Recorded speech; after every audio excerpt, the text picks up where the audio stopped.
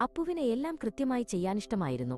രാവിലെ എഴുന്നേൽക്കുന്നത് മുതൽ രാത്രി ഉറങ്ങുന്നതുവരെ എല്ലാം ഒരു ചിട്ടയോടെ. അവന്റെ ലോകം ഒരു സൂപ്പർ ക്ലോക്ക് പോലെയായിരുന്നു. ഒരു ദിവസം രാവിലെ അവന്റെ പ്രിയപ്പെട്ട നീല സോക്സ് കാണാനില്ല. അപ്പുവിന്റെ സൂപ്പർ ക്ലോക്ക് ലോകം ഒരു നിമിഷം നിശ്ചലമായി. എന്റെ സോക്സ് എവിടെ പോയി? അവൻ പിറുപിറുത്തു. മുത്തശ്ശി അടുക്കളയിൽ നിന്ന് ചിരിച്ചുകൊണ്ടുവന്നു. എന്തുപറ്റി എന്റെ അപ്പുക്കുട്ടന്? രാവിലെ തന്നെ മുഖം വീർപ്പിച്ചിരിക്കുന്നല്ലോ. എന്റെ നീല സോക്സ് കാണാനില്ല മുത്തശ്ശി. എനിക്കിതില്ലാതെ സ്കൂളിൽ പോകാൻ പറ്റില്ല, അപ്പു പറഞ്ഞു. മുത്തശ്ശി ചിരിച്ചുകൊണ്ട് അവന്റെ കയ്യിൽ 2 വ്യത്യസ്ത നിറങ്ങളിലുള്ള സോക്സ് കൊടുത്തു.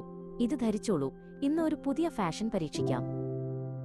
അപ്പു ആദ്യം മടിച്ചു. പക്ഷെ മുത്തശ്ശിയുടെ ചിരി കണ്ടപ്പോൾ അവൻ അത് ധരിച്ചു.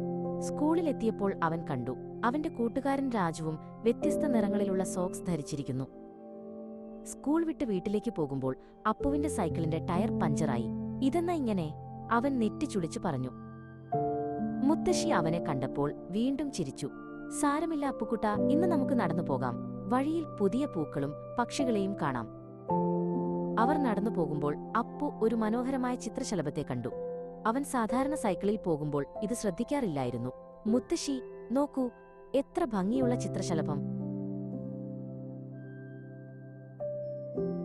വീട്ടിലെത്തിയപ്പോൾ അമ്മ പറഞ്ഞു, അപ്പു, ഇന്ന് അച്ഛന് മീറ്റിംഗ് ഉണ്ട്, അതുകൊണ്ട് നമ്മൾ പുറത്തുനിന്ന് ഭക്ഷണം കഴിക്കാൻ പോകുന്നു.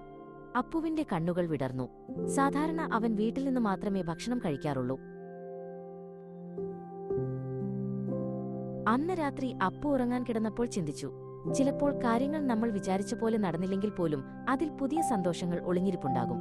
ചിട്ടകൾ നല്ലതാണ്, പക്ഷേ ചെറിയ മാറ്റങ്ങൾ ജീവിതത്തെ കൂടുതൽ രസകരമാക്കും.